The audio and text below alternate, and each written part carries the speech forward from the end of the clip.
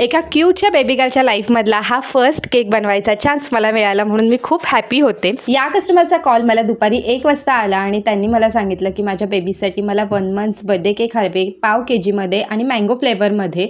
तर मी हा केक पाव kg पेक्षा थोडासा जास्तच केला होता कारण की ह्या बेबीच्या आयुष्यातला हा पहिलाच केक असणार होता म्हणून. तर कस्टमरने हा जो फोटो पाठवला आहे त्याप्रमाणेच आपल्याला केक बनवायचा होता. पण मी कस्टमरला सांगितलं होतं की सेम टू सेम असा केक मी बनवू शकत नाही, पण त्यातल्या त्यात मी नक्की प्रयत्न करेन. फोटोत दाखवल्याप्रमाणे मी फ्लावर्स तर काढले, पण जे नॉन इडिबल 1 मंथ असं नेम होतं ते मी क्रीमनेच काढलं आणि कस्टमरला मी फोटो पाठवला तेव्हा कस्टमरने मला सांगितलं की वरती थोडंसं ग्लिटर ॲड करा.